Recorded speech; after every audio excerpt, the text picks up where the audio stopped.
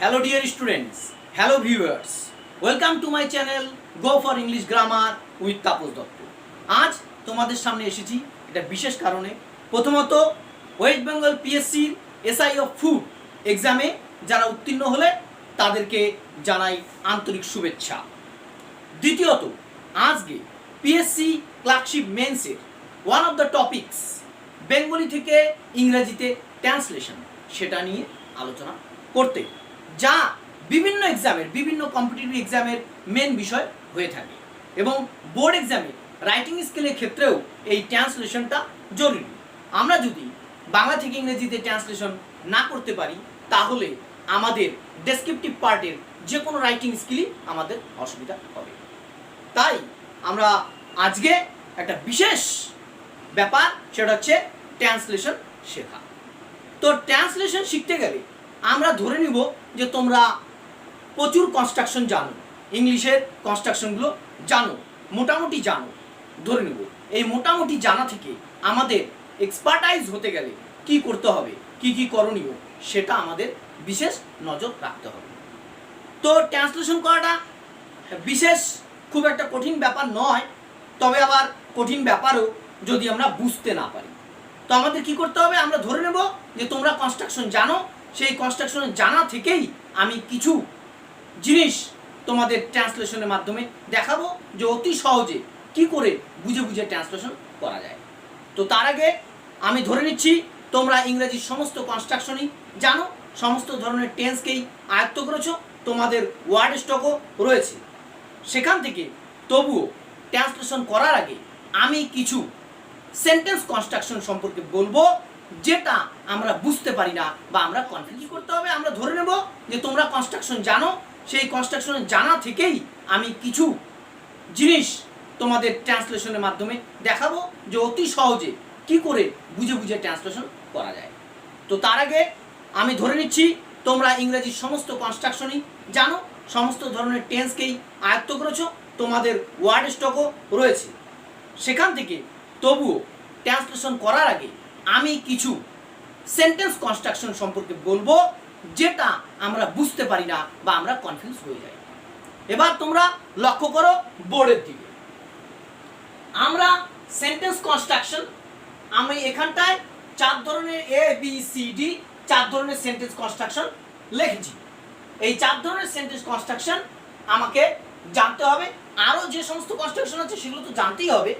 তাছাড়াও আমরা এগুলো আমাদের কনফিউজ করে, সেই কনফিউশনটা দূর করার জন্য, অর্থাৎ বাংলায় যখন লেখা থাকে আমরা ধরতে পারি না, কতগুলো সেন্টেন্স আছে ধরতে পারি না, কি করে শুরু করব।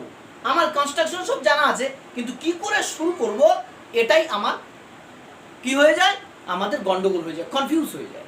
আমরা সেদিক থেকে আমি এই 4 ধরনের সেন্টেন্স কনস্ট্রাকশনকে বেছে বেছে তোমাদের সামনে এনেছি, যেগুলো আমাদেরকে কনফিউজ করে। তো সাধারণত সবার প্রথমে সেন্টেন্স কনস্ট্রাকশনে এ নাম্বার সেন্টেন্স কনস্ট্রাকশনকে আমরা বুঝব। Subject plus verb plus object অথবা কমপ্লিমেন্ট প্লাস আদার্স। এটা অ্যাসার্টিভ সেন্টেন্সের construction. According to meaning sentences are of 5 kinds. আমরা সবাই জানি assertive, interrogative, imperative, objective, exclamatory. এই 5টা কনস্ট্রাকশনই আমাদের শিখতে হবে, কিন্তু এই 5টা কনস্ট্রাকশনের মূল বেসিক ফর্ম হচ্ছে অ্যাসার্টিভ সেন্টেন্স। কারণ অ্যাসার্টিভ সেন্টেন্স যদি শিখি, সেই অ্যাসার্টিভ সেন্টেন্স আমরা করে নিয়ে সমস্ত সেন্টেন্সগুলোতে জাম করতে পারবো। অর্থাৎ অ্যাসার্টিভ থেকেই আমরা ইন্টারোগেটিভ করতে পারবো, অ্যাসার্টিভ সেন্টেন্স থেকে আমরা ইম্পারেটিভ করতে পারবো, অ্যাসার্টিভ সেন্টেন্স থেকে আমরা অবজেক্টিভ সেন্টেন্স করতে পারবো। সব সেন্টেন্সই অ্যাসার্টিভ সেন্টেন্স থেকে করা যায়। আমরা according to sentence construction, simple, complex, compound এগুলোতে যাচ্ছি না। আমরা according to meaning sentence construction, assertive, interrogative, imperative, objective, exclamatory, এই সেন্টেন্সগুলোর বেসিক সেন্টেন্স যেটা, সেটা হচ্ছে অ্যাসার্টিভ সেন্টেন্স, তার কনস্ট্রাকশন তো দেখাচ্ছি এবং ওগুলো থেকে জাম করে করে আমরা ইম্পারেটিভ, অবজেক্টিভ সব সেন্টেন্সে আসতে পারবো। তাই আমরা বেসিক সেন্টেন্সটা দেখাচ্ছি। প্রথম বেসিক কীরকম হতে পারে, subject plus verb plus object অথবা কমপ্লিমেন্ট প্লাস আদার্স, এটা হতে পারে। কখনো কোনো অবজেক্ট এরকম হতে পারে subject plus verb plus object plus complement plus others. কখনো কখনো হতে পারে subject plus verb plus object plus others.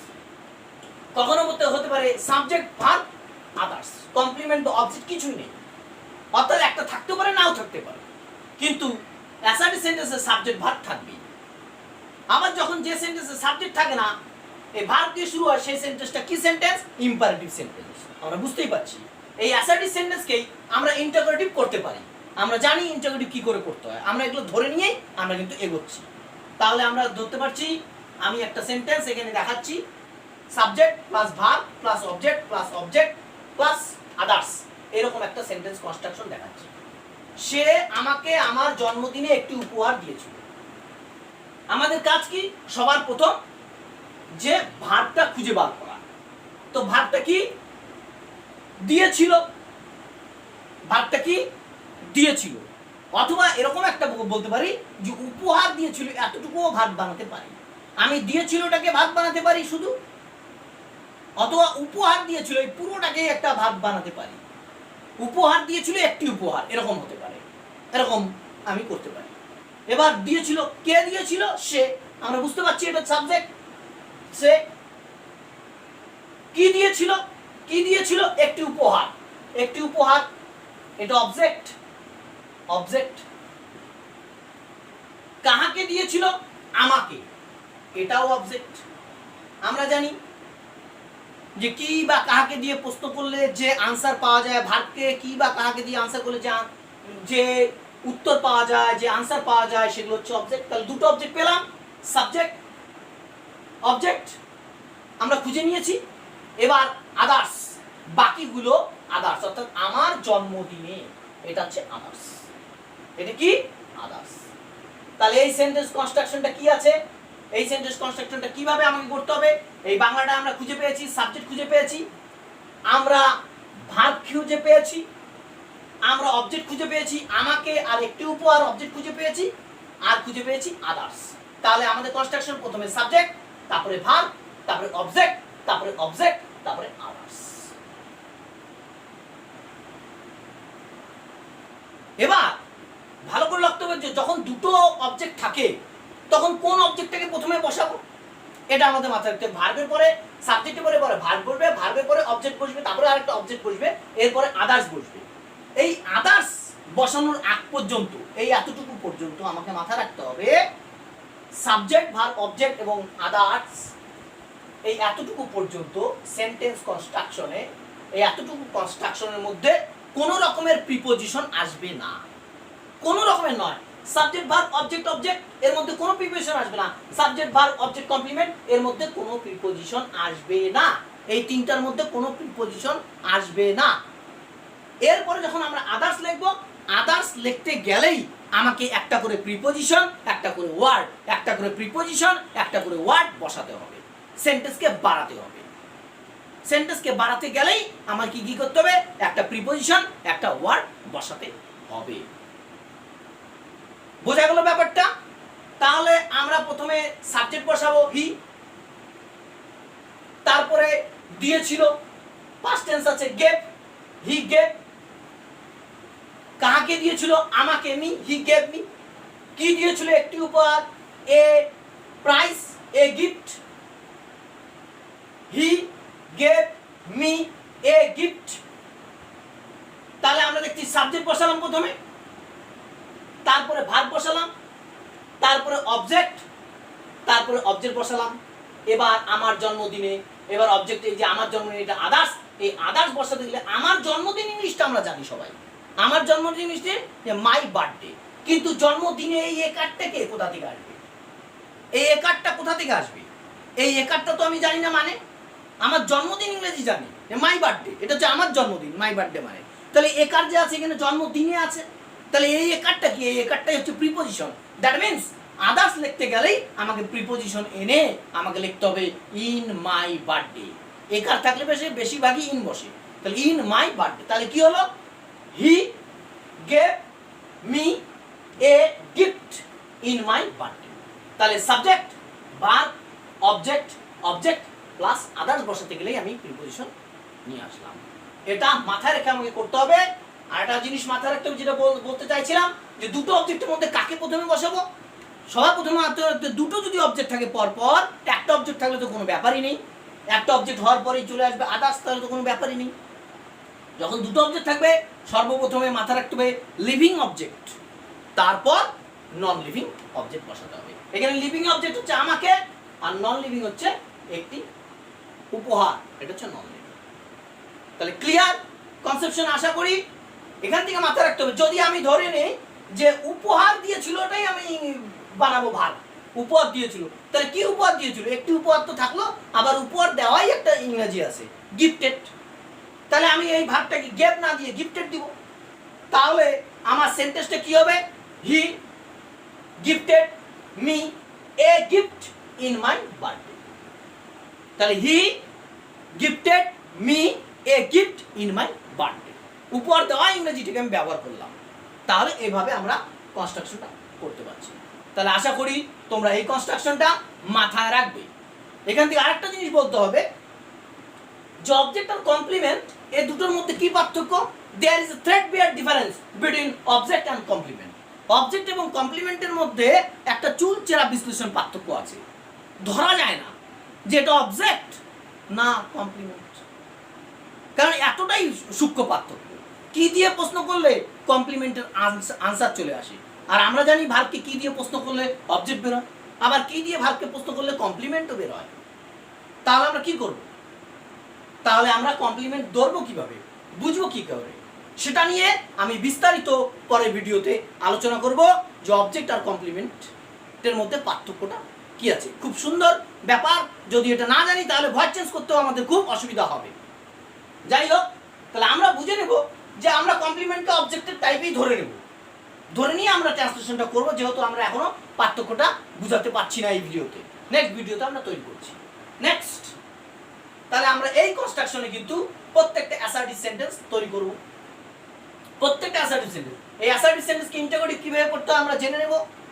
এই অপটেটিভ করতে কি করে এই সাবজেক্টটা এখানে মুছে দিলে ইম্পারেটিভ সেন্টেন্স হয়ে যাবে, ইম্পারেটিভ সেন্টেন্স হয়ে যাবে। অপটেটিভ সেন্টেন্স কি করতে হয়? এই অ্যাসার্টিভ সেন্টেন্সের আগে মে যুক্ত করে দিলেই হয়ে যায় অপটেটিভ সেন্টেন্স। আর এক্সক্লেমেটরি সেন্টেন্স কিভাবে হয়? পুরো অবজেক্টটাকে সামনে দিয়ে হোয়াট বা হাউ এনে তৈরি করতে হয়।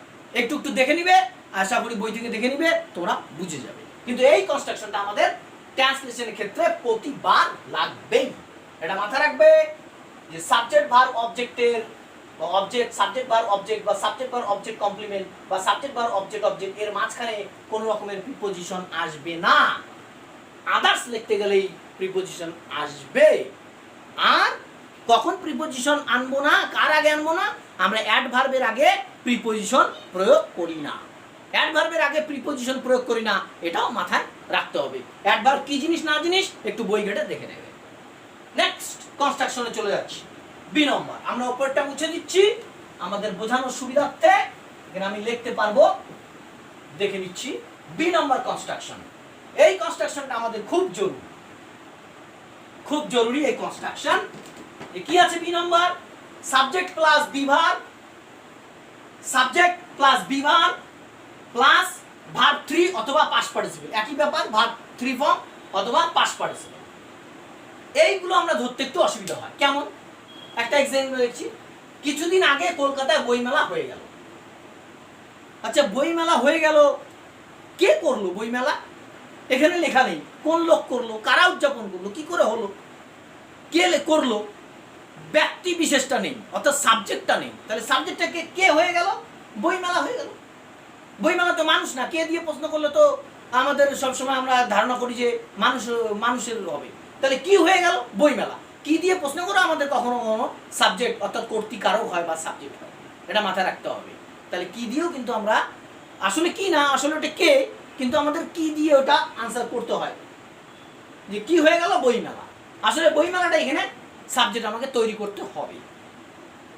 এবার যখন একটা অবজেক্ট, একটা বস্তু কি হয়ে যায় একা একা? ও কি কখনো হয়ে যায়? ওকে হওয়ানো হয়, অর্থাৎ কেউ না কেউ ওটাকে উদযাপন করে। তার মানে আমাকে বুঝতে হবে যে বইমেলাটা যদি সাবজেক্ট হয় তাহলে বইমেলার সঙ্গে আমি একটা কে যুক্ত করে নিচ্ছি, অর্থাৎ বইমেলাকে হয়ে গেল মানে হয়ে গেল কি হয়ে গেল? গণ না, তাহলে হয়ে গেল মানে সেলিব্রেট করা হয়েছে, হ্যাঁ, অর্গানাইজ করা হয়েছে, ধরা হয়েছে, অনুষ্ঠিত করা হয়েছে। তার মানে হয়ে গেল মানে হচ্ছে অনুষ্ঠিত করা হয়েছে। এটা মাথায় রাখতে হবে। তাহলে তাহলে বই মেলা কে অনুষ্ঠিত করা হয়েছে কিছুদিন আগে কলকাতায়। তাহলে বোঝা গেল ব্যাপারটা। সাবজেক্টের সঙ্গে কয়েকারে কে যখন আসবে, দ্যাট মিনস তখন আমাকে প্যাসিভ ভয়েস করতে হবে। সেই প্যাসিভ ভয়েসের কনস্ট্রাকশন কি? সাবজেক্ট প্লাস বিভার প্লাস পিপি বা ভার্ব থ্রি ফর্ম। প্যাসিভ ভয়েসে করতে হবে। প্যাসিভ ভয়েসের বিভিন্ন রূপ আছে। হ্যাঁ, যদি বলি মাছ কাটা হয়, তাহলে মাছ কে কাটলো? আর মাছ কি কেটেছে? না, মাছটাকে কাটা হয়েছে। এই যে মাছটাকে কয়েকারে কে যুক্ত করে দিলাম সাবজেক্টের সঙ্গে। যখনই সাবজেক্টের সঙ্গে কয়েকারে কে যুক্ত করে সেন্টেন্সটাকে তৈরি করা হচ্ছে মনে মনে, তখন বুঝে নেব এটা প্যাসিভ ভয়েসের কনস্ট্রাকশন। অনেক রকম হয়। মাছ কাটা হয়, মাছ কাটা হচ্ছে, মাছকে কাটা হবে, মাছ কাটা হয়ে গেছে। আমরা জানি কখনো হ্যাজ বিন, কখনো বিইং, কখনো উইল বি আনতে হয়, প্লাস মূল ভার্বে পিপি আনতে হয়। আমরা ধরে নিয়ে এই কনস্ট্রাকশনগুলো একটু বুঝিয়ে দিলাম। এই যে কিছুদিন আগে কলকাতা বইমেলা হয়ে গেল, কে করেছে না করেছে কখনো লেখা থাকে না। যদি লেখা না থাকে তখন আমাকে বুঝতে হবে যে সাবজেক্ট কে আছে, সেই সাবজেক্টের সঙ্গে কয়েকারে কে যুক্ত করে যদি আমি পাই, তখনই বুঝবো সাবজেক্টটা লেখে বি ভার্বের পিপি আর মূল ভার্বের থার্ড ফর্ম এটা আগে দিয়ে আগে পিছিয়ে অন্যান্য জিনিসগুলো দিয়ে দেবো, হয়ে যাবে। তাহলে বই মেলা হয়ে গেল, কি হবে? এ বুক ফেয়ার হয়ে গেল পাস্ট টেন্স। কিছুদিন আগে, কিছুদিন এটা মানে পাস্ট টেন্সের লক্ষণ। তাহলে আগে আগে আমি সাবজেক্টকে বসাবো। A book fair was held, was organised কলকাতায়, ইন কলকাতা। হলো কিছুদিন আগে সানডে সেগো। সানডে সেগোটা প্রথমে বসিয়ে দিই। সানডে সেগো এখানে এখানে আছে প্রথমে, তাহলে সবার প্রথমে সানডে সেগো বসাবো। সানডে সেগো টাইম, টাইম হচ্ছে অ্যাডভার্ব, এর আগে কোনো প্রিপোজিশন বসে না। তাহলে সানডে সেগো, তারপরে সাবজেক্ট চলে আসবে। A book fair was held, was organised, subject বসালাম, বিভাগ বসালাম, উভয় পিপি। Was organised in Kolkata. কলকাতায়, কলকাতা ইংরেজি জানি আমরা, কলকাতা ইংরেজি কলকাতা। আর এই উন্তস্তীয়টা কি? এই উন্তস্তীয়টাই হচ্ছে প্রিপোজিশন, অর্থাৎ আদার্স আনতে গেলে প্রিপোজিশন বসাতে হবে ইন কলকাতা। বোঝা গেল কনস্ট্রাকশন। নেক্সট আমরা সি নাম্বার কনস্ট্রাকশনে চলে যাচ্ছি। সি নাম্বার কনস্ট্রাকশন কি আছে? দেয়ার ইজ অথবা আর।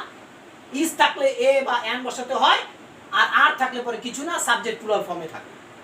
দেয়ার ইজ অথবা আর প্লাস এ বা N plus subject plus in the, in the হতে পারে, অন দা হতে পারে, এটা মাথায় রাখতে হবে, প্লাস প্লেস। এই কনস্ট্রাকশনটা আমাদেরকে বুঝতে হবে। যে কিরকম করে বুঝবো? और আরেকটা কনস্ট্রাকশন এটারই কি আছে? সাবজেক্ট প্লাস বিভাগ plus in the plus place. আমরা ভালো করে দেখে নিই। বাগানে অনেক ফুল আছে, আমি বাগানে আছি। বাগানে অনেক ফুল আছে অর্থাৎ ফুলের উপস্থিতি বোঝাচ্ছে। ফুলের উপস্থিতি কোথায়? বাগানে। যখন উপস্থিতি এখানে আছে, ইংরেজি মানে অধিকার নয়, এখানে আছে মানে হচ্ছে উপস্থিতি, প্রেজেন্ট। প্রেজেন্ট আছে, আছে এখানে উপস্থিতি। তাহলে বাগানে অনেক ফুল আছে, আমি বাগানে আছি। তাহলে বাগানে অনেক ফুল আছে, কনস্ট্রাকশন অনেক ফুল প্লুরাল নাম্বার, বাগানে হচ্ছে প্লেস, আর আছে হচ্ছে ভার্ব। আমাকে কি করতে হবে? ফুলের উপস্থিতি বাগানে। তাহলে কারো যখন কোনো উপস্থিতি থাকবে, কারো কোথাও উপস্থিতি বোঝালে আমাকে এই দুইটা কনস্ট্রাকশনের মধ্যে একটা করতে হবে। প্রথম কনস্ট্রাকশন কি? দেয়ার ইজ বা আর প্লাস এ বা N plus subject plus in the plus place. A বা এন হতে পারে, না হতে পারে, সাবজেক্টের উপর ডিপেন্ড করবে। সাবজেক্টটা প্লুরাল হলে আর হবে এখানটায়, আর এখানে প্লুরাল ভার্ব। আর যদি ইজ হয় তাহলে এ বা এন আনতে হবে, সাবজেক্ট আনতে হবে। অথবা কোন কনস্ট্রাকশন? সাবজেক্ট আনতে হবে, বি ভার্ব আনতে হবে, ইন দা আনতে হবে, প্লেস আনতে হবে। আমরা সাধারণত যদি দেখি বস্তুর উপস্থিতি বোঝায়, তার উপরে কনস্ট্রাকশন। আর যদি দেখি মানুষের উপস্থিতি, তাহলে আমরা নিচের কনস্ট্রাকশনে আসবো। মাথা রাখবে এটা। তাহলে আমরা কি? বাগানে অনেক ফুল আছে, কি কনস্ট্রাকশন করতে পারি? There are many flowers in the garden. There are many flowers in the garden হয়ে গেল। নেক্সট, আমি বাগানে আছি, এখানে মানুষের উপস্থিতি, তাহলে এই কনস্ট্রাকশন আই, আমি সাবজেক্ট, বিভাগ আই এম ইন দা, এবার গার্ডেন, বাগানে ইংরেজি প্লেস, প্লেসটা কোথায়? বাগান। তাহলে I am in the garden. তাহলে এইভাবে আমরা মানুষের উপস্থিতি, আর অন্যান্য বস্তুর উপস্থিতি আমরা এই দুইটা কনস্ট্রাকশনকে ফলো করব। তবে হ্যাঁ, তোমরা অনেকেই বলতে পারো স্যার এভাবেও তো হয় যে বইটি টেবিলের উপর, the book is on the table. হ্যাঁ, অবশ্যই এভাবেও কিছু কিছু সেন্টেন্স কনস্ট্রাকশন হয়, কিন্তু আমরা সেটাতে যাব না, আমরা ব্যতিক্রমিতে যাব না। হতেই পারে, তবে বেশিরভাগ সময় আমাদেরকে কি করতে হবে, বস্তুর উপস্থিতি থাকলে পরে দেয়ার ইজ দেয়ার আর দিয়েই আমরা করব। একটাকে মেনে চলো, একটাকে মেনে চলো, ওটাও তুমি জানতে পারবে আস্তে আস্তে ধীরে ধীরে। কোনো ব্যাপার না, কোথায় কোথায় ইউজ হয় কোথায় কোথায় হয় না সেটাও তোমরা জানতে পারবে। তবে 100% ভাবেই হবে সেটা কোন বেলায়, অবজেক্টের উপস্থিতিতে দেয়ার ইজ দিয়ে, আর মানুষের উপস্থিতিতে এই কনস্ট্রাকশন দিয়ে। এই উপস্থিতি ইংরেজিটা বুঝতে হবে। আছে থাকলে অধিকার বোঝায়, আছে থাকলে উপস্থিতি বোঝায়, উপস্থিতি বোঝাতেই আমাদের দেয়ার ইজ দেয়ার আর দিয়ে করতে হবে। নেক্সট কনস্ট্রাকশন, লাস্ট কনস্ট্রাকশন আমরা বলতে পারি ডি নম্বর, ইট প্লাস বিভাগ প্লাস সাবজেক্ট প্লাস আদার্স। আচ্ছা, সবার প্রথমে বলে নিই একটা কথা যেটা বলতে ভুলে গেছি, এই দেয়ার ইজ এটাকে ইন্ট্রোডাক্টরি দেয়ার বলে, ঠিক সেরকমই এই কনস্ট্রাকশনে ইটটা ইন্ট্রোডাক্টরি, ইট আর এই সাবজেক্টগুলো হচ্ছে রিয়াল সাবজেক্ট, রিয়াল সাবজেক্ট। দেয়ারের বেলায় এখানে সাবজেক্ট যখন প্লুরাল নাম্বার হবে এখানটায় আর হবে, এটা মাথায় রাখতে হবে। এখানে সাবজেক্ট যে যে নাম্বারে হবে ভার্বটাও সেই নাম্বারে যাবে, কিন্তু ইটের বেলায় ভার্বটা সেই নাম্বারে যাবে না, ইটকে মেনশন করেই ভার্বটা হবে। এই সাবজেক্টকে মেনশন করে ভার্বটা পাল্টাবে না, পাল্টাবে ইটকে লক্ষ্য করে। ইট থাকলে ইজ বা ওয়াজ, আর দে থাকলে যা হয় তাই। বোঝা গেছে ব্যাপারটা? ইটকে মেনশন করে এটাকে সাবজেক্ট ধরে আমাদের ভার্বটাকে বসাতে হবে। এবার ইট দিয়ে কখন সেন্টেন্স তৈরি করব? আমরা দেয়ার দিয়ে একটা দেখলাম। ইটের বহু ব্যবহার রয়েছে, ইটের ব্যবহারগুলো তোমরা একটু বই থেকে দেখে নেবে। তবে যেটাতে একটু মুশকিল হয় সেই কনস্ট্রাকশনটা আমি একটু দেখাচ্ছি। সেটা কি আছে? বাবা মাকে মান্য করা আমাদের কর্তব্য। আচ্ছা, আমাদের কর্তব্য, তাহলে কে মান্য করবে, কি কর্তব্য? আমরা একটু ভালো করে, মান্য করা আমাদের কর্তব্য, তাহলে ভার্ব কোথায়? যদি একটু খুঁজি, একটু ভালো করে চিন্তা করি, তাহলে হবে বাবা মাকে মান্য করা হচ্ছে আমাদের কর্তব্য। তার মানে কোন ভার্ব এখানে উজ্জ আছে? হচ্ছে। তার মানে হচ্ছেটা এখানে আছে। তাহলে যখন হচ্ছে আছে, তাহলে কি হচ্ছে? কি হচ্ছে? মান্য করা। কি হচ্ছে? মান্য করা। আবার এই মান্য করাটাও ভার্ব, এটা ইনফিনিটিভ ভার্বে আছে, ঠিক কথা। আমাকে বুঝতে হবে যে হচ্ছে এখানটা উজ্জ ছিল, আর মান্য করা, তাহলে আমি যদি হচ্ছে ভার্বটাকে প্রশ্ন করেছি কি হচ্ছে বা কে হচ্ছে, তাহলে আনসার সবসময় মান্য করা, আবার ভার্বটা চলে আসে। যখন এই রকম আমি ভার্বকে প্রশ্ন করবো, লুকায়িত ভার্বটাকে আমি প্রশ্ন করব এবং আনসারটা আবার আরেকটা ভার্বকে মেনশন করে, তখন আমাদের বুঝতে হবে এটা ইট দিয়ে কনস্ট্রাকশন করব। একদম সোজা ব্যাপার, ইট দিয়ে কনস্ট্রাকশন করব। অন্যান্য ভাবেও করা যেতে পারে, অন্যান্য অনেকভাবে করা যেতে পারে, আমি দেখাচ্ছি। তবে আমরা সবসময় ইট দিয়ে করলে এই ডিফিকাল্টিটা এড়িয়ে যেতে পারবো, কনফিউজ হব না। তাহলে সেন্টেন্সটা কি হতে পারে? বাবা মাকে মান্য করা আমাদের কর্তব্য, ইট ইজ, ইট বসালাম, ভার্ব আনলাম বিভাগ, হচ্ছে ইংরেজি verb is, it is our duty, it is our duty to ওবে, এই যে মান্য করা, টু ওবে, টু ওবে মান্য করা our parents, it is our duty to ওবে our parents. আচ্ছা, এই কনস্ট্রাকশনের আরেকটা সেন্টেন্স আমরা দেখছি, যে জনগণকে সচেতন করা খুব কঠিন। যদি আমরা ভালো করে লক্ষ্য করি তাহলে বুঝবো যে এখানে একটা ভার্ব উজ্জ আছে, জনগণকে সচেতন করা হচ্ছে খুব কঠিন। এই হওয়া ইংরেজিটা আমরা জানি বিভাগ, তাহলে বিভাগ আসবে। এবার এই বিভাগকে আমরা প্রশ্ন যদি করি যে কি হচ্ছে কঠিন, কি, তাহলে সচেতন করা। দেখা যাচ্ছে যে আরেকটা ভার্ব আছে যেটা সচেতন করা, যেটা ইনফিনিটিভ ভার্ব এখানটায়, সেই ভার্বটাকেই আবার আনসার চলে আসছে। যখন এরকম দেখবে তার মানে আমরা কি দিয়ে স্টার্ট করব? আমরা ইট দিয়ে স্টার্ট করব। আমরা এর আগেই বললাম কথাটা, তাহলে আমরা লিখব it is very difficult to make people aware, to make people aware. তাহলে সেন্টেন্সটা এরকম ভাবে। আরেকটা ভাবেও আমরা করতে পারি, সেটা কি? আমরা এই ইনফিনিটিভ ভার্বটাকে দিয়ে শুরু করতে পারি। এখানে বিভাগটা থাকলো উজ্জ, যেটা ছিল এটা থাকবে, তাহলে কি করতে পারি? Two ওবে our parents is our duty. আবার এরকম করতে পারি, to make people aware is very difficult. এরকমও আমরা করতে পারি। আবার আরেকটা এরকম করতে পারি যে our duty is two ওবে our parents. এভাবেও আমরা সেন্টেন্স কনস্ট্রাকশন করতে পারি। তবে আমি যেটা বললাম সেটা যদি তোমরা বোঝো তাহলে সহজেই ইংলিশটা করতে পারবে। আমরা এই ধরনের সেন্টেন্স যেখানে ভাবটা উজ্জ থাকবে সেই ভাবটাকে প্রশ্ন করে যদি আমি এই মান্য করা, কাকে মান্য করা ভাবটা ইনফিনিটিভ ভাবটাকেই যদি একটা ভাবকে যদি আবার আনসার করে তাহলে আমরা ইট দিয়েই শুরু করব। আশা করি এই সেন্টেন্স কনস্ট্রাকশন চারটা, এই কনস্ট্রাকশন তো আমাদের কনফিউজ করে, আমরা সেন্টেন্সটা ধরতে পারি না যখন ট্রান্সলেশনে থাকে, সেই জন্য আমি এই চারটা ট্রান্সলেশনকে একটু ডিসকাস করে নিলাম। আশা করি যে তোমরা সমস্ত ধরনের কনস্ট্রাকশনগুলো জানো এবং সে থেকেই আজকে আমাদের নেক্সট পর্ব ট্রান্সলেশন আমি একটা ট্রান্সলেশন করে দেখাবো।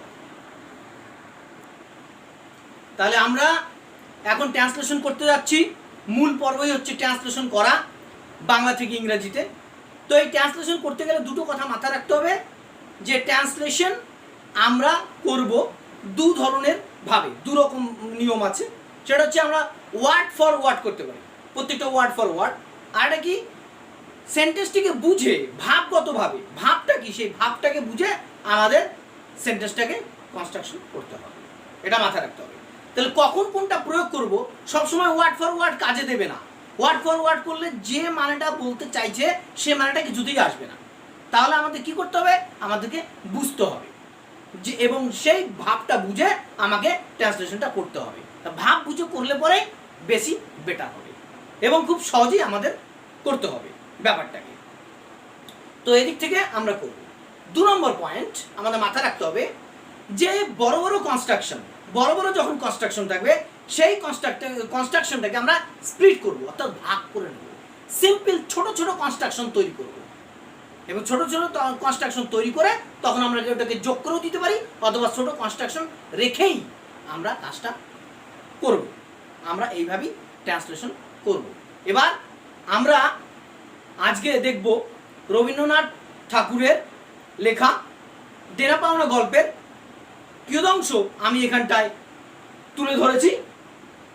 সেই গল্পটা আমি ট্রান্সলেশন করে দেখাবো যে কি করে ট্রান্সলেশনটা সহজেই আমরা করতে পারি। তো দেনা পাওনা গল্পের একটা অংশ, কিছু অংশ, তার মধ্যেও আমি দু একটা কথা বাদ দিয়েছি, সেটাকে আমি করে দেখাচ্ছি। 5 ছেলের পর যখন এক কন্যা জন্মিল, তখন বাপে মায়ে আদর করিয়া নাম রাখিল নিরুপমা। এ গোষ্ঠীতে এমন শৌখিন নাম ইতিপূর্বে শোনা যায় নাই। প্রায় ঠাকুর দেবতার নামই প্রচলিত ছিল। কার্তিক, গণেশ, পার্বতী ইহার উদাহরণ। এই জায়গাটা আমি অমিট করে দিয়েছি, যে কার্তিক, গণেশ, পার্বতী ইহার উদাহরণ, এই কথাটা আমি অমিট করে দিয়েছি। নেক্সট, এখন নিরুপমার বিবাহের প্রস্তাব চলিতেছে। তাহার পিতা রামসুন্দর মিত্র অনেক খোঁজ করেন, কিন্তু পাত্র কিছুতেই মনের মতন হয় না। তাহলে এই সেন্টেন্সটাকে আমাদের করতে হবে, এটা আমরা করে দেখাবো। আমি বারবার বলেছি আমাকে বুঝে বুঝে কাজ করতে হবে। তাহলে এবার দেখে নিই কিভাবে কি করব। 5 ছেলের প্রথম লাইনটা, 5 ছেলের পর যখন এক কন্যা জন্মিল, তখন বাপে মায়ে আদর করিয়া নাম রাখিল নিরুপমা। আমি দেখতে পাচ্ছি যখন তখন দিয়ে সেন্টেন্সটা কনস্ট্রাকশন করেছে, অর্থাৎ খুব কঠিন বড় একটা সেন্টেন্স, এবং সেটা যখন তখন দিয়ে যখন করেছে, তার মানে এটা বড় সেন্টেন্স এবং কমপ্লেক্স সেন্টেন্স রয়েছে। আমরা যদি এই যখন এবং তখনটাকে বাদ দিয়ে দিই এই সেন্টেন্স থেকে, তাহলে আমরা ছোট ছোট সেন্টেন্স কি হতে পারে, যে 5 ছেলের পর এক কন্যা জন্মিল, এখানটা আমরা একটা দাড়ি মারতে পারি। বাপে মায়ে, এবং তারপর বাপে মায়ে আদর করে নাম রাখলো নিরুপমা। এইটুকু কনস্ট্রাকশনটাকে আমরা করব, যখন তখনকে বাদ দিয়ে আমরা ছোট করে নিলাম। তাহলে আমরা কি করলাম, সেন্টেন্সটা থেকে যখন তখন বাদ দিয়ে দিলাম, মনে মনে বাদ দিয়ে দিলাম। তাহলে প্রথম সেন্টেন্সটি কি, 5 ছেলের পর এক কন্যা জন্মিল। তাহলে এই সেন্টেন্সটার জন্য আমার কি কি ওয়ার্ড প্রয়োজন, আমার প্রথম প্রয়োজন 5 ছেলে। 5 ছেলে, তার মানে আমার কি লাগবে, 5 সন্স, এটা লাগবে, এই ওয়ার্ডটা লাগবে, ভালো করে বোঝো। নেক্সট কি লাগবে, পর, পর ইংরেজিতে কি, আফটার, এটা লাগবে, এই ওয়ার্ডটা লাগবে। নেক্সট কি লাগবে, একজন, এ লাগবে, এই ওয়ার্ডটা লাগবে। কি লাগবে, কন্যা, কন্যা, কন্যা ইংরেজি ডটার, ডটার, এই ওয়ার্ডটা লাগবে, ডটার। আর কি আছে, জন্মিল, জন্মগ্রহণ করা, তাহলে এই ওয়ার্ডটা লাগবে। জন্মগ্রহণ করা ইংরেজি আমরা জানি ওয়াজ বর্ন, অলওয়েজ জন্মগ্রহণ করা ইংরেজি ওয়ার্ড। তাহলে 5 sons, after, A daughter was born. এই ওয়ার্ডগুলো, এই সেন্টেন্সটা 5 ছেলের পর এক কন্যা জন্মিল, এই সেন্টেন্সটা করতে এই ওয়ার্ডগুলো লাগবে এবং এই ওয়ার্ডগুলোকে আমি কি করব, সাজাবো। যেভাবে আমরা একটু আগে কনস্ট্রাকশন দেখিয়েছি, আমরা জানি সেই কনস্ট্রাকশনটা সাজাবো। প্রথমে সাবজেক্ট, তারপরে ভার্ব, তারপরে অবজেক্ট থাকলে অবজেক্ট, না হলে আদার্স। এখানটা অবজেক্ট নেই, তাহলে আমাদের সাবজেক্ট আছে কে, তাহলে কি হবে, এ ডটার ওয়াজ বর্ন। তাহলে প্রথম সেন্টেন্স, কন্যা, এক কন্যা, কে জন্মালো, এক কন্যা, এ ডটার জন্মিল, was born, a daughter was born.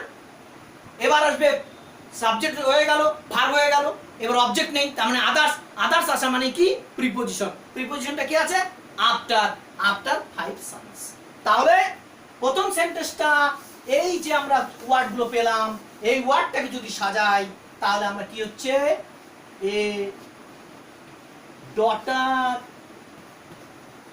Was born after 5 sons। A daughter was born after 5 sons।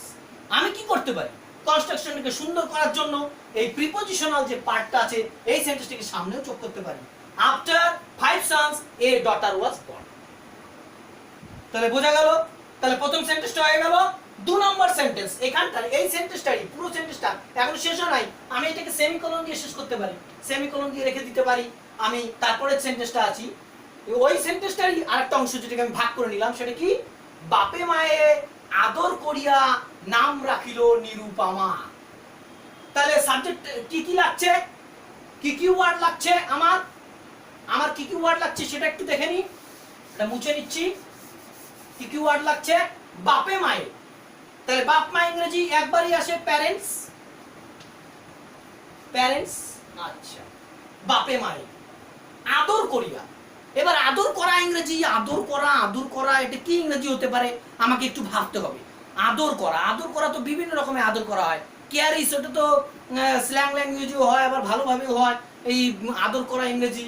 তাহলে আমাকে একটু ভাবতে হবে যে আদর করিয়া মানে মেয়েকে আদর করে এরকম নয়, স্নেহের বসে, বুঝতে হবে স্নেহের বসে। এখানে আদর করে মানে হচ্ছে স্নেহের বসে, অর্থাৎ অ্যাফেকশনেটলি।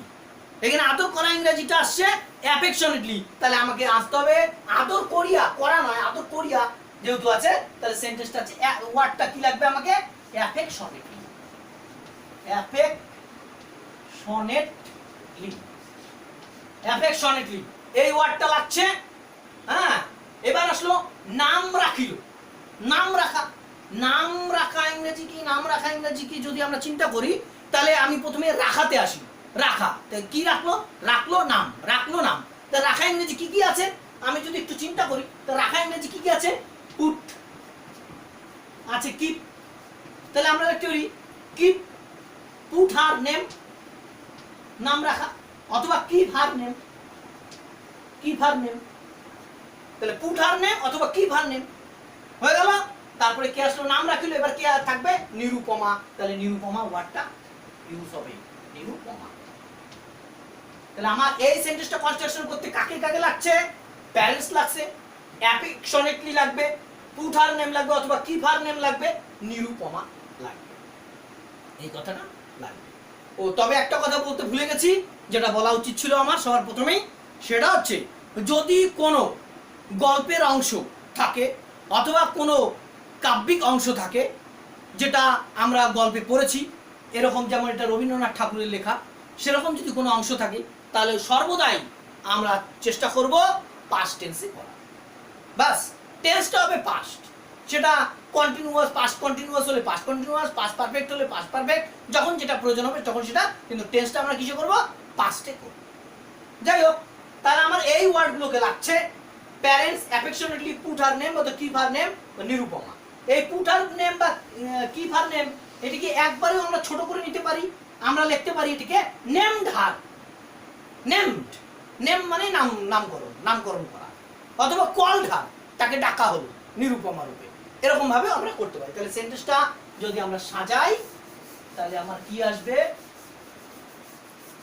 তাহলে আমার কি আসছে, যে বাপে মায়ে আদর করে, কে রাখলো? বাপে মায়ে। তাহলে প্যারেন্টস, প্যারেন্টস বাপে মায়ে রাখলো। এবার ভার্ব নাম রাখলো। নাম রাখা ইংরেজি কি বললাম? অনেকগুলোই বললাম। পাস্ট টেন্সে লিখবো আমরা কেপ্ট হার নেম, লিখতে পারি কেপ্ট হার নেম, অথবা কি লিখতে পারি? পুট হার নেম, অথবা কি লিখতে পারি? নেমড হার, নেমড হার। নেমড হার কি নাম দিল? নিরুপমা, নিরুপমা, নিরুপমা। তাহলে আমরা কি হলো? প্যারেন্টস বাপে মায়ে, প্যারেন্টস কেপ্ট হার নেম বা পুট হার নেম, অথবা প্যারেন্টস নেমড হার নিরুপমা। এবার আসলো কি, কি করে নামটা রাখলো? আদর করিয়া। এটা একটা অ্যাডভার্ব, আদর করিয়া। তাহলে আদর করিয়া ইংরেজি অ্যাফেকশনেটলি। আমি বলেছি এর আগে যে অ্যাডভার্বের আগে কোনো প্রিপোজিশন বসে না, তাহলে অ্যাডভার্বটা আমরা লিখতে পারি এখানটায় যে parents kept her name Nirupama affectionately. Parents affectionately এখানটাও বসাতে পারি যে parents affectionately kept her name Nirupama, parents affectionately put her name Nirupama, parents affectionately named her Nirupama. Affectionately সামনেও বসাতে পারি affectionately parents named her Nirupama, affectionately parents kept her name Nirupama, put her name Nirupama. বোঝা গেল? দুটো কনস্ট্রাকশন হয়ে গেল। তাহলে আমি একবার দুটো কনস্ট্রাকশনকে একটু উপরে নিচে, উপরে লিখে দিচ্ছি। এই সেন্টেন্সটাকে আমি মুছে দিচ্ছি, তোমাদের আশা করি মনে থাকবে। ডেসক্রিপশন বক্সে, ডেসক্রিপশন বক্সে এই প্যারাগ্রাফটা দেওয়া থাকবে। ডাউনলোড লিংকে তোমরা ওখানে গিয়ে ডাউনলোড করে নেবে। সম্পূর্ণটা দেওয়া থাকবে, আমি অল্প অংশ করাচ্ছি, বাকিটা তোমরা ওখান থেকে করে নেবে, চেষ্টা করবে। তাহলে আমার কি কি সেন্টেন্স ছিল? প্রথম সেন্টেন্স ছিল, প্রথম সেন্টেন্সটা কি তৈরি করেছি? এ ডটার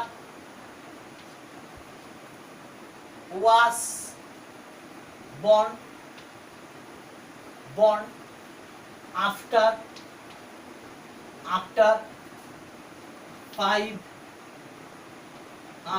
5 sons। আর একটা সেন্টেন্স দেন দিয়ে শুরু করতে পারি। দেন কি? প্যারেন্টস, তাহলে মানে হার প্যারেন্টস, আমি এটুকু লিখতে পারি হার প্যারেন্টস। আমি ছোটটাই লিখছি, নেমড দিয়েই করছি। কেপ্ট হার লিখতে পারো তোমরা, নেমড হার নিরুপমা,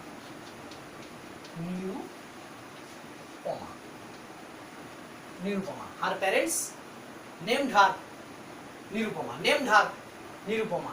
তাহলে এখানে অ্যাফেকশনেটলি, যে হার প্যারেন্টস অ্যাফেকশনেটলি, এখানটা লিখে দিই অ্যাফেকশনেটলি যেখানে ইচ্ছে সেখানে বসাতে পারো। একটু আগে দেখালাম সেন্টেন্সটা, এখানে আমি লিখছি অ্যাফেকশনেটলি।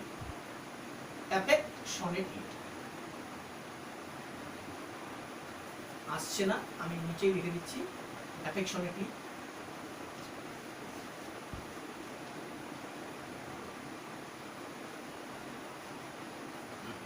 তাহলে a daughter was born after 5 sons, then her parents named her Nirupama। দেনটার বদলে and ব্যবহার করতে পারো, a daughter was born after 5 sons and her parents named her Nirupama।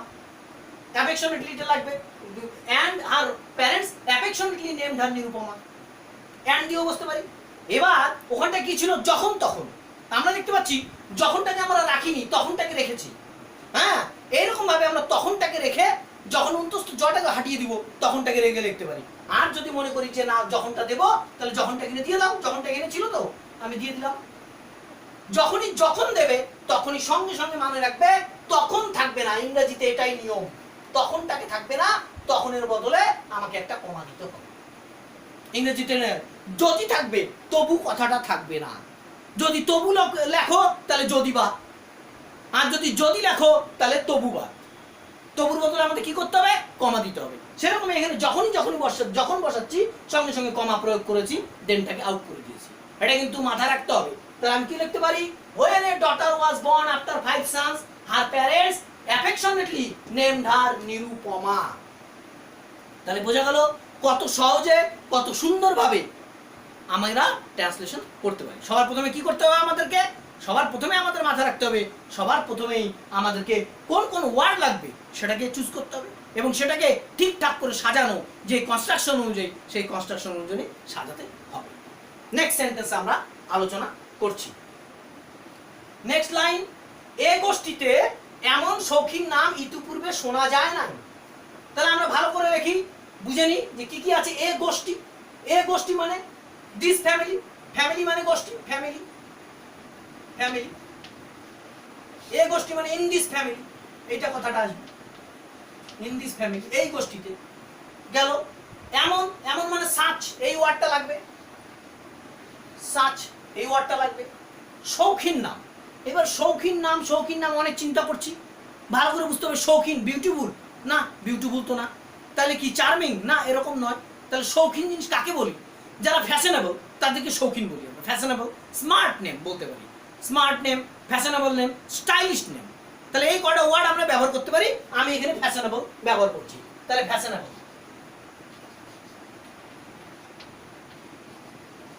হ্যাঁ, তাহলে ফ্যাশনেবল নাম, তো নাম, নেম লাগবে, ফ্যাশনেবল নেম। এমন শৌখিন নাম।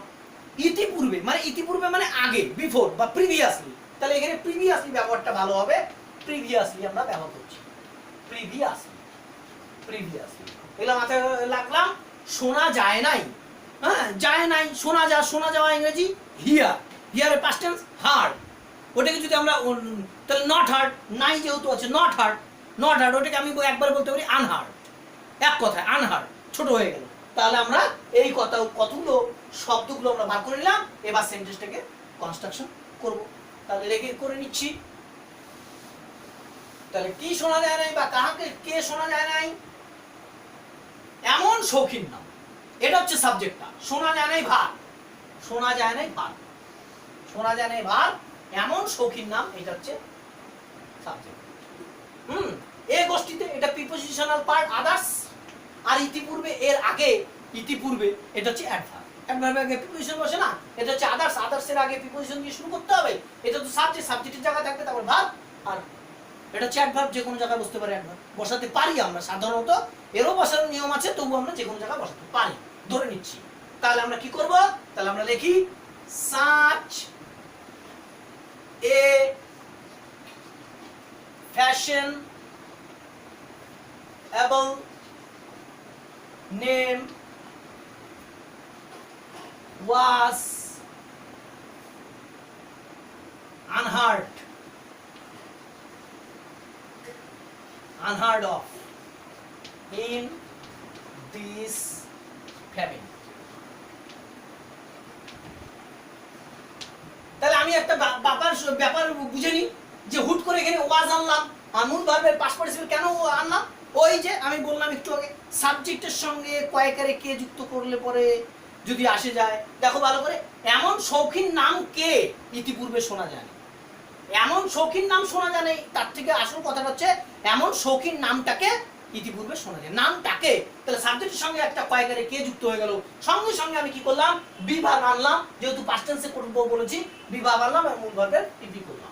such a fashionable name was unheard of in this family. ইতিপূর্বে, প্রিভিয়াসলি, তাহলে প্রিভিয়াসলি এখানে যোগ করে দিই ভার্ব আর পাস্টে, প্রিভিয়াসলি এটা লিখে দিব এখানটায়, প্রিভিয়াসলি। তাহলে previously such a fashionable name was unheard of in this family. Previously such a fashionable name was not heard in this family. যে কোনো একটা করলে তাহলে বোঝা গেল। নেক্সট সেন্টেন্স, প্রায় ঠাকুর দেবতার নামই প্রচলিত ছিল। তাহলে প্রায় ঠাকুর দেবতার নামই প্রচলিত ছিল। তাহলে এবার আমি দেখতে পাচ্ছি ঠাকুর দেবতা, তো বুঝতে পারছি ঠাকুর দেবতা গডস এন্ড গডেসেস।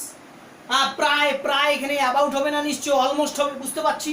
নাম তো নেম, প্রচলিত ছিল। এবার প্রচলিত, প্রচলিত, প্রচলিত ইংরেজিটা এখানে কি আসছে? কাস্টমারি, প্রচলিত। তারপর হচ্ছে কনভেনশনাল, প্রচলিত। আর একটা হতে পারে এখানে ইউজড, ইউজড হতো মানে ব্যবহার হতো, প্রচলিত হতো মানে এখানে ব্যবহার হতো। এই সেন্টেন্সটা আমরা ব্যাপারটা বুঝতে পারি। ঠাকুর দেবতার নাম প্রচলিত ছিল, তাহলে ঠাকুর দেবতার নাম প্রচলিত ছিল, নামটা উপস্থিত ছিল, দেয়ার দিয়ে আমরা শুরু করতে পারি। যে কারো কোথাও উপস্থিতি থাকলে পরে আমরা কি দিয়ে ব্যবহার করবো? দেয়ার দিয়ে, একটু আগে দেখালাম সেন্টেন্সটা। তাহলে দেয়ার দিয়ে আমরা শুরু করতে পারি, অথবা আমরা ইট দিয়েও শুরু করতে পারি, খুব সুন্দর হবে। অথবা অনেকভাবেই করতে পারি, এই নাম দিয়েও শুরু করতে পারি। তাহলে আমি ইট দিয়ে একটা দেখাচ্ছি, তাহলে কি কি থাকছে?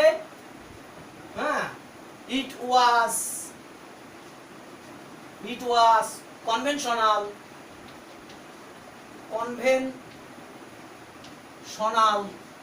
to use the names of God and goddesses. God and goddesses এগুলো বড় হাতে লিখবে, জিটা বড় হাতে লিখবে। It was conventional to use the names of gods and goddesses. এই সেন্টেন্সটাকে আমরা ঘুরিয়েও লিখতে পারি, এই যে এটা দিয়ে শুরু করতে পারি। The names of gods and goddesses, the names, subject names, ভার্বটা বসবে তাহলে were used, আর প্রায় আছে অলমোস্ট লিখলেই হবে। Almost the names of gods and goddesses were used, দেখো বিভাগ মূলভাবের পিপি, অর্থাৎ নামটাকে, কাদের নামটাকে? গডস এন্ড গডেসের নামগুলোকে, কয়েকের কে আসা মানে বিভাগ মূলভাবের পিপি, নামগুলোকে ব্যবহার করা হতো, were used at that time, ওই সময়।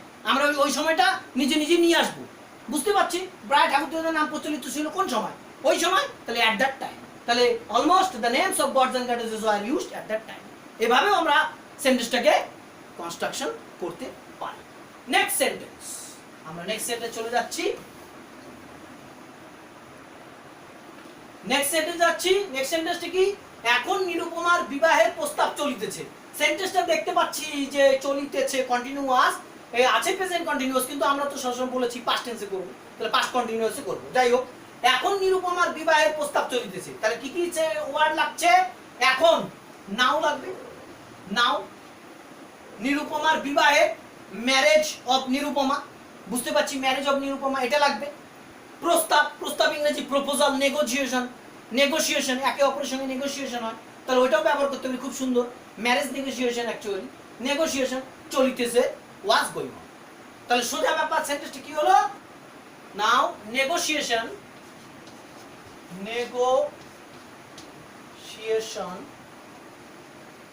অফ নিরুপমাস, আমি এন দিয়ে বললাম, Nirupama's marriage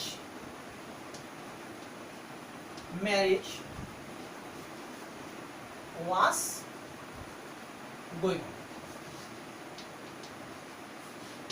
Now negotiation of Nirupoma's marriage was going on. তাহলে এখন নিরুপমার বিবাহের প্রস্তাব চলছে, একদম সোজা। নেগোসিয়েশনের বদলে তুমি প্রপোজাল বলতে হবে। Now proposal of Nirupama's marriage was going on, going on মানে চলছে।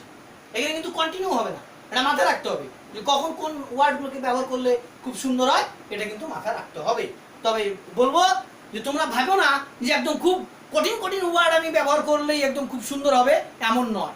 সেন্টেন্স কনস্ট্রাকশন একদম সঠিক থাকবে, সুন্দর থাকবে, এটাই হচ্ছে বাস্তব। কোনো কঠিন শব্দের ওয়ার্ডের কোনো প্রয়োজন নেই। আমার প্রত্যেকটা সেন্টেন্স কারেক্ট হবে, সিম্পল হবে, লুসিড হবে, এটাই আমাদের দরকার, আর কিছুই দরকার নয়, কারণ আমাদের খুব কম সময়ের মধ্যেই শেষ করতে হবে। নেক্সট সেন্টেন্সটা এখন আমরা আলোচনা করছি। নেক্সট সেন্টেন্স, তাহার পিতা রামসুন্দর মিত্র অনেক খোঁজ করেন, কিন্তু পাত্র কিছুতে মনের মতন হয় না। তাহলে আমরা দেখতে পাচ্ছি এখানে ডিভাইড করাই আছে, তাহার পিতা রামসুন্দর মিত্র অনেক খোঁজ করেন, এতটুকু একটা সেন্টেন্স লিখবো, তারপরে কিন্তু দিয়ে আবার আরেকটা সেন্টেন্স লিখবো, সোজা ব্যাপার, আমরা কোনো বড় করবো না। এটা কিন্তু দ দিয়ে বলতে পারতো যে যদিও তাহার পিতা রামসুন্দর মিত্র অনেক খোঁজ করে, পাত্র কিছুতেই মনের মতন হয় না, তখন আমাদের কঠিন লাগতো। ওই যে যদিও কথাটা বাদ দিয়ে কিন্তুটা আছে, যদিওটাকে বাদ দিয়ে আমরা সেন্টেন্সটাকে কনস্ট্রাক্ট করতাম, কোনো ব্যাপার না, একদম সোজা, ঘাবড়াবার কিছু নেই। তাহলে তাহার পিতা রামসুন্দর মিত্র অনেক খোঁজ করেন, কিসের খোঁজ করেন আমরা একটু ভালো করে বুঝে নিই, কিসের খোঁজ করেন এটাকে আমরা একটু কি করবো, ভাববো, ভেবে লিখবো, অর্থাৎ বরের খোঁজ করেন, তাহলে আমাদের আরো সহজ হবে। কে খোঁজ করেন? রামসুন্দর মিত্র, এটা সাবজেক্ট। খোঁজ করা ইংরেজি কি? খুঁজে বার করা ইংরেজি ফাইন্ড আউট, আর খোঁজ করা ইংরেজি লুকিং ফর। সার্চও হয়, কিন্তু আমাদের বুঝতে হবে লুক ফরটা বেশি ভালো হবে। গেল অনেক খোঁজ করেন বলতে কি অনেক মানে মেনি লুকিং ফর, এরকম তো কোনো ওয়ার্ড হয় না, তাহলে এরকম তো কোনো সেন্টেন্স কনস্ট্রাকশন দেখিনি। তাহলে অনেক খোঁজ করেন মানে হন্যে হয়ে, ক্লান্তভাবে, বিশ্রামহীনভাবে তিনি কি করছেন, খোঁজ করছেন। কথাটা এই জায়গাটায় তাহলে ভালো করতে হবে যে অনেক মানেটা এখানটায় টায়ারলেসলি আমরা দিতে পারি। তাহলে তার পিতা ইংরেজি আসবে এখানটায়, তাহলে আমরা লিখি হার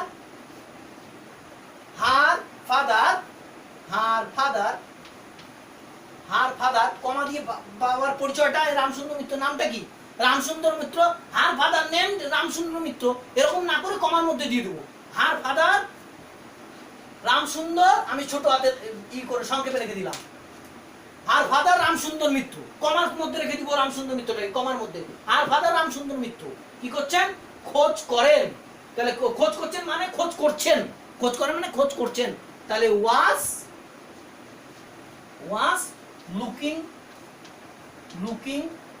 লুকিং ফর কি খোঁজ করছেন, কি খোঁজ করেন, একটা বরের খোঁজ করছেন। কেমন বর এর লেখা নাই, আমাকে বুঝতে হবে নিশ্চয়ই। এই যে বলছি কিছু পাত্র কিছু তো মনের মতন হয় না, আমাকে বুঝতে হবে একটা সুইটেবল বর খুঁজছেন। তাহলে আমি কি লিখতে পারি, was looking for a suitable groom, suitable groom.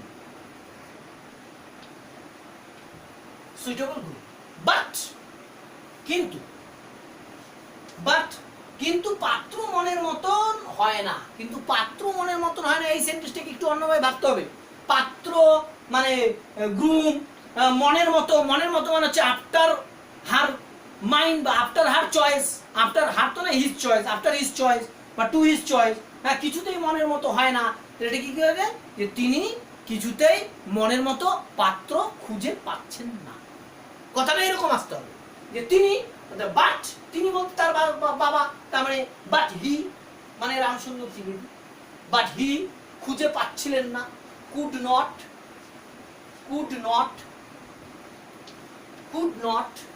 খুঁজে পাওয়া, একটু আগে বললাম find out, could not find out, খুঁজে পাচ্ছিলেন না, কি খুঁজে পাচ্ছিলেন না, অবজেক্ট এ গ্রুম, কার মতো মনের মতো, তাহলে আফটার বা টু হিজ চয়েস,